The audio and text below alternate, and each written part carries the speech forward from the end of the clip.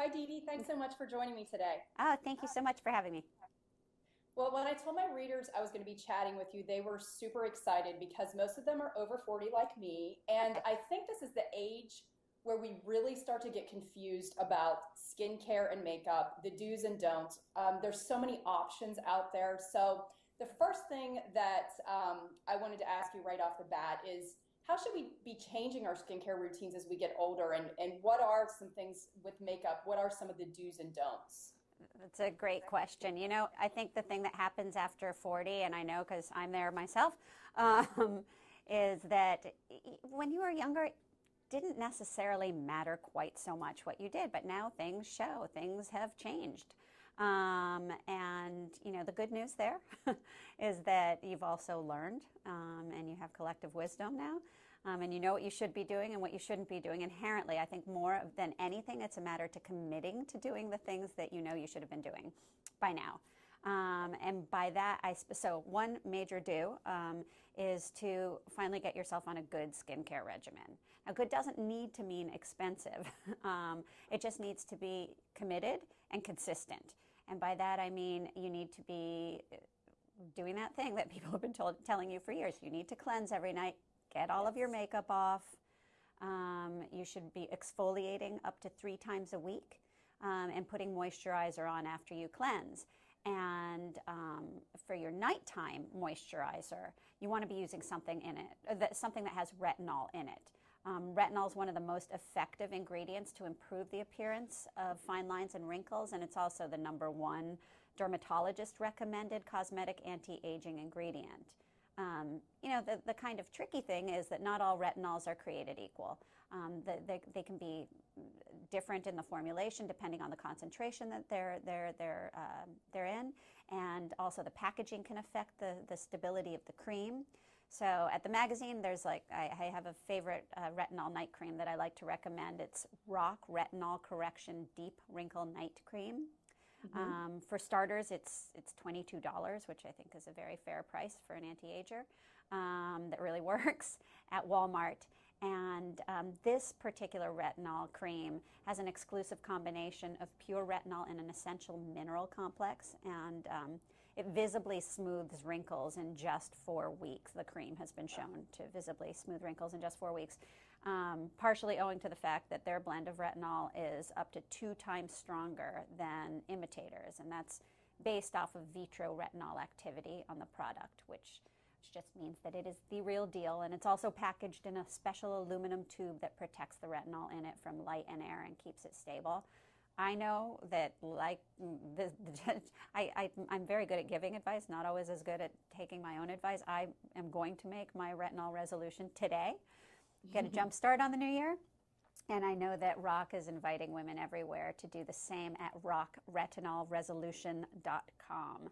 And if you go there before November 30th, you can also enter a fun sweepstakes. That sounds like fun. I know that retinols are really good at cell Yeah, turnover, and I think that, a lot of our aging is because we're losing our glow, and those cells aren't turning over as that's right. quickly as they used to. And actually, I kind of have a little true story testimonial about Rock. I started using it myself 3 years ago, right before turning 40. Uh-huh. And one morning, I went to breakfast with three of my friends, and they said, Allison, we asked you here today because we want to find out what you're doing differently. Your skin looks so good. Isn't that And great? I had to think about it for a minute, and I thought, well, the only thing I've changed is I started using Rock about a month prior to that. And the funny thing is, we got in the car after we were done eating and went down the street to the store, and they all went in and bought a tube of Rock and started using it. So I think that the proof is in, the evidence, and I could definitely see a huge difference in my glow and the fine lines starting to disappear whenever I started using it. So it's something That I recommend to my readers as well. Yeah, no, that's very, very powerful testimonial. I mean, there's nothing like seeing it happen for yourself to be able to recommend it to other people. And once you've had that good experience, and then it also becomes something that you then want to commit to because you've seen the results. Right, exactly. Yes. So I have to ask, your skin is flawless. So what is your own personal skincare regimen that you do on a daily basis? Actually, that much advice I follow. I will tell you, working at a magazine, I try a lot of products. So, but I always follow the same regimen within that. I do cleanse nightly, and then if I go to the gym in the morning, I'll cleanse again. I do exfoliate 3 times a week, maybe even a little more, by using a cleansing brush. And then I also use moisturizer morning and night, moisturizer with SPF during the day, and something with retinol, my favorite, rock retinol, at night. And, you know, I've found that somebody said something to me the other day that made a lasting impact. They said, you know, no cream is going to stop aging. Nobody can say that they do that. But what they can do is slow it down. Yes. And that is really true. And once you see the difference, you're hooked. Exactly, yes. So are there any anti-aging steps that you wish you had known about or started sooner? Yeah, that's a really good question. I wish I had started using retinol sooner. I should probably have started using it at 30 instead of 35. But I also wish that I wasn't a teenager in the 80s and didn't lay out on the tin roof of our of our addition on our house and baked in the sun with baby oil on. But, you know, I've tried to incorporate eye cream and all of the moisturizers and corrective steps I can Yes, ever definitely. since. I can relate to that. I'd like to go back and tell my college age self, stay away from the tanning bed. It's very bad. Exactly, exactly. Yeah. So I had my readers submit a few questions, and switching gears just a little bit to makeup. Yep. How do we adjust our makeup colors when hair and skin start to lose some of the pigment they Yep. had when we were younger? Denise wants to know. That's a really, really good question. I just actually answered this one for my mom, who is increasingly going blonder and blonder instead of grayer and grayer. You know, it's by design. But what happens is when you age, doesn't matter what your original skin tone is, you do start losing pigment, and you get kind of washed out looking. So somebody gave me once. Somebody gave me a great tip about this. It's really all about hair color and making sure that you're doing something that contrasts with your skin, because then you're not monotone anymore. Yeah, so, you know, whether that means a few darker highlights around your face, or, you know, if your skin is already dark, perhaps lightening it up a little bit. It's really all about contrast. If you look at kids, for example, there's a clear difference between their hair color and their skin color always. That's interesting. I hadn't thought about that before. I've been doing highlights, but I think I want to add some lowlights in now to create more of that contrast. So It's a good idea. Yeah. yes, definitely.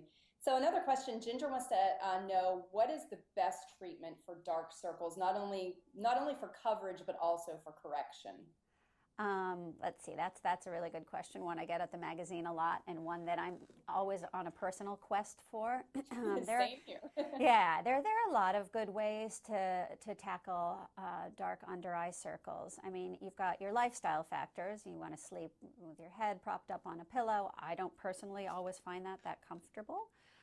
So, you know, it's also part of it's how far you're willing to go, but that keeps all of the fluids from pooling underneath your eyes overnight while you sleep. It does make a visible difference in the morning. So that's one thing. Sleep helps just insofar as it keeps all of your body functions running more smoothly.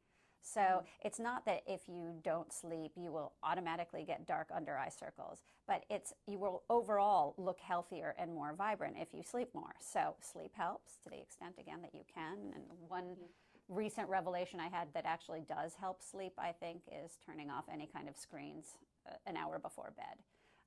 Your brain just has a chance to settle down. And then, of course, there are the skincare treatments. You want to look for anything that hydrates, because that plumps up the skin under your eyes, and then it's not lying flat against the vessels and the arteries there, so it doesn't look as blue. And then another really good tip that I got from a makeup artist once was, as far as concealer goes, what you want to do is really place it where the blueness is, in the trough underneath the eye. You don't need to just smush it all around the area. Then otherwise you get that raccoon look where you just have like bright white eyes and then the rest of your face is a different color. Yeah, That's a great tip. I hadn't thought about that. That's very true. If you have, this is another good one. If you have troubles locating that blueness, tilt your chin forward and look at yourself straight ahead in a mirror, and the shadows will become apparent. You'll see where the blueness is. Okay, that's good. I'm going to try that tomorrow morning when I'm putting on my makeup. Thank you. You're welcome. So I have to ask, are there any makeup trends or decisions that you regret from your past? Oh my gosh, so many. More than we have time for, I'm sure. I definitely had, and not that I knock it, my daughter's going down this road now, but I definitely had one too many brush-ins with sun in. And, you know, my hair is naturally brown, so it turned a lovely shade of calico at one point. But, you know, my daughter uses it now, and it looks great. It looks great on her. You know, if your hair already has a little bit of blonde in it, it's great. So I would not revisit that for myself. I probably wouldn't quite wear the amounts of really, really frosty lipstick that I did in the 80s. Oh gosh, and how could we forget big hair? My hair was really big in the 80s, my bangs especially. As if somebody's bangs would just be big and the rest of their hair wouldn't be, but that was mine.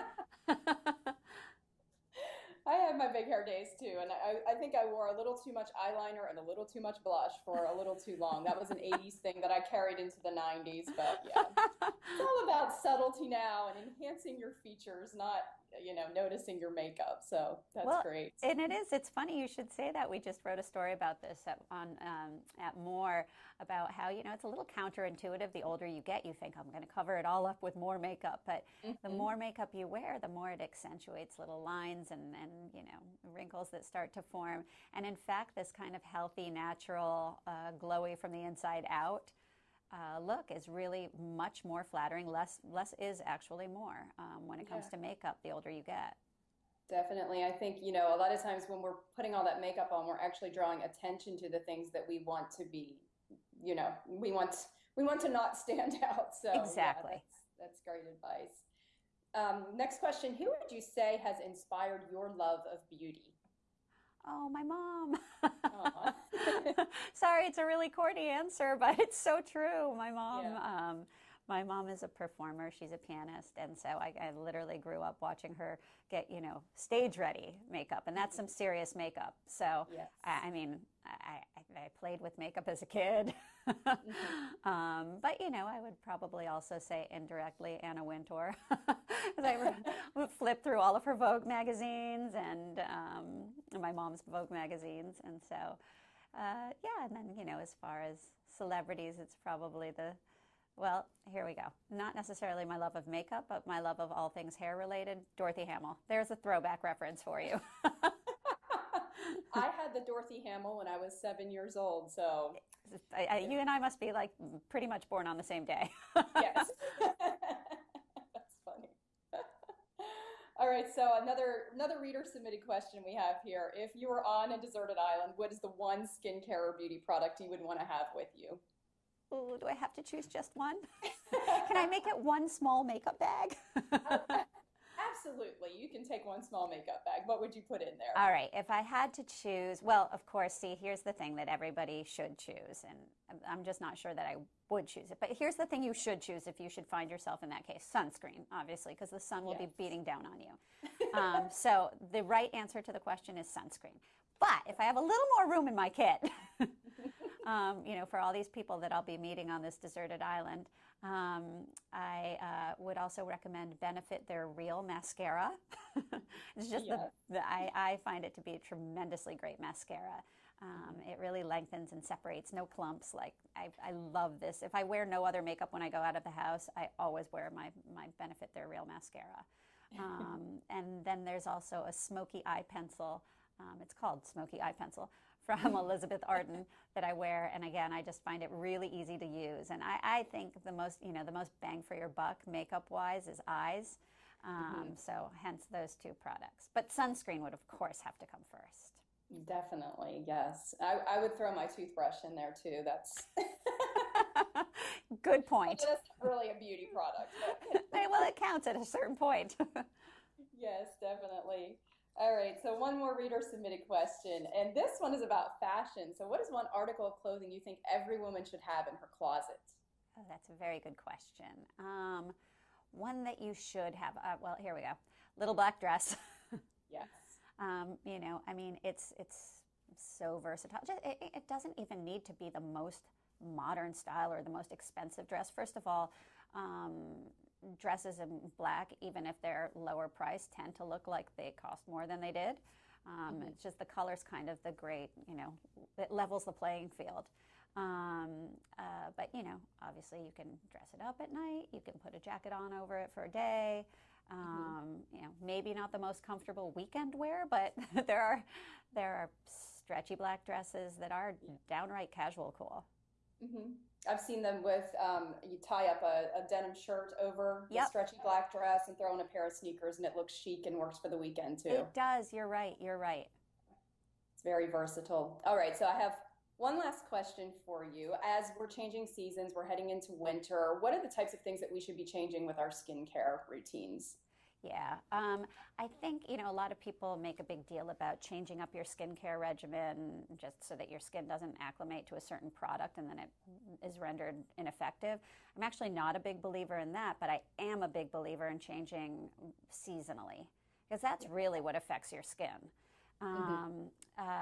So one thing, basically, it's a visual trick. If your lotions that you're using in the summer look a little bit, you know, transparent or more liquidy, you want to look for things that are much more opaque and much more occlusive. So you definitely need a good lip balm, and that's one thing that you need to get out ahead of before your lips get dry, because then it just becomes a downward spiral from there. Yes, you start licking your lips, and so a good occlusive lip balm. I personally am, because I can't get enough hydration in the winter, and have started to mix a face oil in with my moisturizer before I put it on, which makes it even more emollient and more hydrating. Yes. But basically, it's like you can use the same products. You just have to use a thicker, richer form of them. Exactly. Great advice, especially on that lip have balm one. I love that you say keep ahead of it. I think, you know, once you get out in the wind and the elements and your lips get chapped, it's so hard to get them back to being healthy again. Completely true. That's great advice. Thank you so much, Didi, for sharing all your great beauty and advice tips with us today. I really appreciate you taking the time out of your schedule to do this. Thank you so much for having me.